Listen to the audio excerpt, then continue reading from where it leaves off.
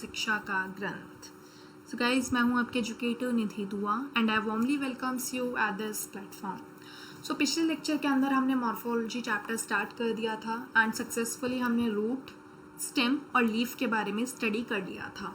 आज के लेक्चर के अंदर हम फ्लावर के बारे में स्टडी करेंगे। कंप्लीट फ्लावर को कंप्लीट कर लेंगे आज हम। सो बेसिकली सबसे पहला टॉपिक जो आपके पास है दैट इज इन्फ्लोरोसेंस।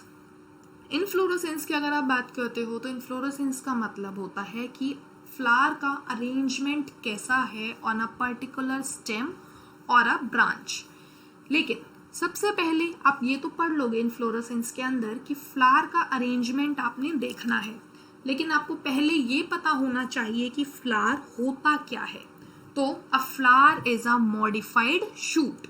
याद रखना, फ्लावर जो होता है एक मॉडिफाइड शूट है, ठीक है। When a shoot tips transforms into a flower it is always solitary. जब भी एक शूट टिप फ्लावर का मॉडिफिकेशन करेगी या फिर शूट टिप फ्लावर में मॉडिफाई होगी तो वो हमेशा सॉलिटरी होगी, सिंगल होगी, ठीक है। The arrangement of flower on the floral axis is known as inflorescence. Flower का अरेंजमेंट कैसा है एक्सिस के ऊपर या फिर आप बोल सकते हो स्टेम के ऊपर, उसे आप इन्फ्लोरोसेंस कहते हो, ठीक है।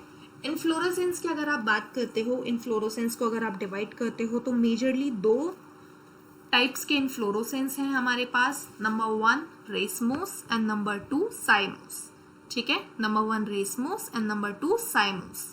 In racemose type of inflorescence, the main axis continues to grow. Racemose के अंदर क्या होता है कि कंटिन्यू ग्रो करती जाते हैं, ठीक है। जबकि साइमोस के अंदर क्या होता है कि जो एक्सिस होती है वो एक फ्लावर आने पर टर्मिनेट हो जाती है। मतलब क्या है, साइमोस के अंदर की लिमिटेड ग्रोथ प्रेजेंट है, जबकि रेसमोस के अंदर रेस लगी हुई है, वो रेस कभी खत्म नहीं हो रही। इस तरीके से आप याद रख सकते हो, ठीक है। डेफिनेशन की अगर हम बात करते हैं, in racemose the type of inflorescence the main axis continues to grow, the flowers are borne literally in a acropetal succession. कैसे होते हैं रेसमोस के अंदर? एक्रोपीटल सक्सेशन के अंदर फ्लावर्स ग्रो करते जाते हैं। जबकि साइमोस के अंदर क्या होता है, the main axis terminates into a flower, hence there is a limited growth. The flowers are born in a basipetal order, ठीक है। तो याद रखना दो तरीके के इन्फ्लोरोसेंस हैं, रेसमोस एंड साइमोस। रेसमोस के अंदर अनलिमिटेड ग्रोथ है जबकि साइमोस के अंदर लिमिटेड ग्रोथ है। रेसमोस के अंदर एक्रोपिटल सक्सेशन है जबकि साइमोस के अंदर बेसिपिटल सक्सेशन है, ठीक है। ये देखो आपको रेसमोस इन्फ्लोरेसेंस दिख रहा है यहाँ पे एक्रोपिटल सक्सेशन, एंड जबकि यहाँ पे साइमोस के अंदर एक टर्मिनेशन पॉइंट दिख रहा है आपको इन अ फ्लावर, और यहाँ पे बेसिपिटल सक्सेशन है, ठीक है। तो ये बात हो गई आपकी इन्फ्लोरेसेंस की। अब हम अगर फ्लावर की बात करते हैं तो आपको पता है एक फ्लावर जो होता है that is a reproductive unit in any angiosperm, ठीक है। फ्लावर जो होता है रिप्रोडक्टिव यूनिट होता है किसी भी प्लांट का। It is meant for sexual reproduction. A typical flower has 4 different kinds of hole arranged successfully on a swollen end of the stalk or pedicel called thalamus or receptacle. एक typical flower जो होता है उसके पास एक arrangement होता है जो कि एक स्टॉक के ऊपर अटैच होता है, जिससे आप थैलेमस या फिर रिसेप्टिकल बोलते हो, ठीक है। जो होल होता है फ्लावर के अंदर वो calyx, corolla, androecium and gynoecium से मिलके बना हुआ होता है, ठीक है। कौन कौन से पार्ट्स होते हैं फ्लावर के? Calyx, corolla, androecium and gynoecium. इन चारों में से 2 तो आपके असेसरी पार्ट्स होते हैं जबकि 2 आपके रिप्रोडक्टिव पार्ट्स होते हैं, ठीक है। कैलिक्स और कोरोला जो होते हैं वो एसेसरी ऑर्गन्स हैं, ठीक है। मतलब वो कुछ अट्रैक्शन का काम करेंगे, जबकि जो मेजर प्रोसीजर होगा रिप्रोडक्शन का वो एंड्रोशियम और गाइनोशियम करेंगे, ठीक है। लेकिन कुछ प्लांट्स होते हैं, कुछ फ्लावर्स होते हैं लाइक लिली, जिसके अंदर कैलिक्स और कोरोला जो होते हैं वो डिस्टिंक्ट नहीं होते। आप डिस्टिंक्ट नहीं कर सकते कैलिक्स और कोरोला को, इसीलिए वहाँ पे एक नई टर्म आप यूज करते हो दैट इज पेरियंथ। तो पेरियंथ का मतलब क्या हो गया? ऐसे फ्लावरिंग प्लांट्स, ऐसे फ्लावर्स लाइक लिली जिनके अंदर कैलिक्स और कोरोला को डिस्टिंक्ट नहीं कर सकते, ठीक है। When a flower has both androecium and gynoecium it is bisexual. Androecium और गाइनोशियम क्या है? Male reproductive organ and female reproductive organ, ठीक है। जब भी फ्लावर के पास दोनों अगर एक ही फ्लावर में प्रेजेंट है तो उसे आप बाइसेक्सुअल फ्लावर बोलोगे, ठीक है। ओके, अगर दोनों में से कोई एक प्रेजेंट है, स्टेमिन प्रेजेंट है या कार्पल प्रेजेंट है, तो आप उसे यूनिसेक्सुअल फ्लावर बोलोगे। अब फ्लावर को अगर हम डिवाइड करते हैं सिमेट्री के बेसिस पे, तो आपके पास सबसे पहले है एक्टिनोमॉर्फिक फ्लावर्स।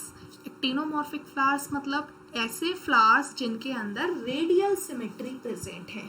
कैसे फ्लावर्स हैं एक्टिनोमॉर्फिक? जिनके अंदर रेडियल सिमेट्री प्रेजेंट है। फिर आपके पास आते हैं जाइगोमॉर्फिक प्लांट्स जिनके अंदर बायलेटरल सिमेट्री प्रेजेंट है। अब देखो डेफिनेशन क्या है एक्टिनोमॉर्फिक एंड जाइगोमॉर्फिक की। When a flower can be divided into two equal radial halves in any radial plane passing through the centre it is known as actinomorphic. जब आप किसी भी फ्लावर को डिवाइड कर सकते हो दो इक्वल रेडियल हाफ में किसी भी प्लेन से कट करने पे, तो उसे आप एक्टिनोमॉर्फिक फ्लावर्स बोल रहे हो। एग्जाम्पल है मस्टर्ड, चिली एंड धतूरा, ठीक है। जाइगोमॉर्फिक क्या है? जब आप किसी भी फ्लावर को दो सिमिलर हाफ के अंदर कट कर पा रहे हो एक पर्टिकुलर डायरेक्शन में वर्टिकल प्लेन के थ्रू, तो उसे आप जाइगोमॉर्फिक बोल रहे हो। एग्जाम्पल है पी, गुलमोहर, बीन एंड केशिया, ठीक है। फिर थर्ड आपके पास है एसिमेट्रिक फ्लावर्स, मतलब आप उसकी सिमेट्री आपको इरेगुलर मिल रही है जो कि प्रेजेंट होती है कन्ना के अंदर, ठीक है। तो ये बात हो गई फ्लावर की सिमेट्री के ऊपर, आपने फ्लावर को डिवाइड कर दिया। नाउ अ फ्लावर में भी ट्राइमेरस, टेट्रामेरस और पेंटामेरस। फ्लावर जो होता है वो ट्राइमेरस हो सकता है, टेट्रामेरस हो सकता है या फिर पेंटामेरस होता है, डिपेंड करता है कि कितने फ्लोरल अरेंजमेंट्स प्रेजेंट हैं, ठीक है। ओके, फ्लावर्स विद ब्रैक्ट्स और रिड्यूस लीफ। अगर ऐसा कोई फ्लावर है जिसके पास रिड्यूस लीफ है तो उसे आप ब्रेसिलिएट बोलोगे, जबकि अगर ऐसा कोई फ्लावर है जिसके पास ब्रैक्ट्स नहीं है तो आप उसे ई ब्रैक्टेड बोलोगे, ठीक है। तो ये दोनों टर्म्स भी बहुत ज़्यादा इम्पॉर्टेंट हैं।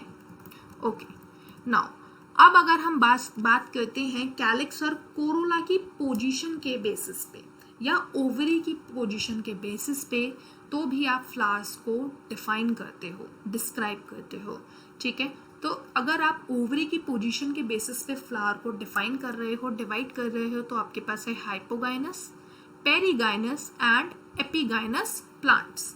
अब हाइपोगाइनस, पेरीगाइनस और एपीगाइनस क्या है? तो देखो सबसे पहले है hypogynous flower. In the hypogynous flower the gynoecium जो आपका फीमेल रिप्रोडक्टिव पार्ट है occupies the highest position while the other parts are situated below it। Hypogynous flower के अंदर क्या होगा? जो गाइनोशियम होगा वो हाईएस्ट पोजीशन अकर करेगा जबकि जो बाकी सारे पार्ट्स होंगे वो उससे नीचे की तरफ प्रेजेंट होंगे, और ऐसी ओवरी को आप बोलते हो सुपीरियर ओवरी। हाइपोगाइनस प्लांट्स के अंदर सुपीरियर ओवरी प्रेजेंट होती है। एग्जाम्पल है mustard, China rose and brinjal. फिर आप बात करते हो पेरीगाइनस फ्लावर्स की। पेरीगाइनस फ्लावर्स कैसे होते हैं? If gynoecium is situated in the centre and other parts of flowers are located on the rim of thalamus almost at the same level. अगर गाइनोशियम सेंटर में प्रेजेंट है और जो बाकी के फ्लावर के पार्ट्स हैं वो रिम ऑफ थैलेमस पे हैं, एकदम सेम लेवल पे, तो ऐसे फ्लावर्स को आप बोलते हो पेरीगाइनस। और इस पेरीगाइनस काइंड ऑफ फ्लावर्स के अंदर हाफ इंफीरियर ओवरी प्रेजेंट होती है। एग्जाम्पल है प्लम, रोज, पीच।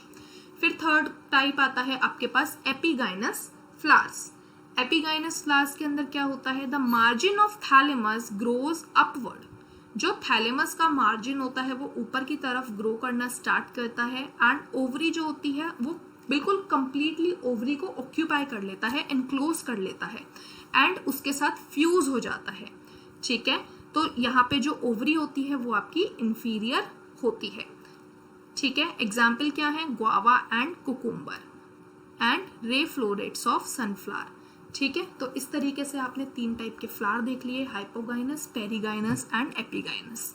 तीनों के एग्जाम्पल्स याद रखने हैं एंड ओवरी की पोजीशन क्या है ये याद रखनी है। हाइपोगाइनस के अंदर सुपीरियर ओवरी है, पेरीगाइनस के अंदर हाफ इंफीरियर ओवरी है एंड एपिगाइनस के अंदर इंफीरियर ओवरी प्रेजेंट है।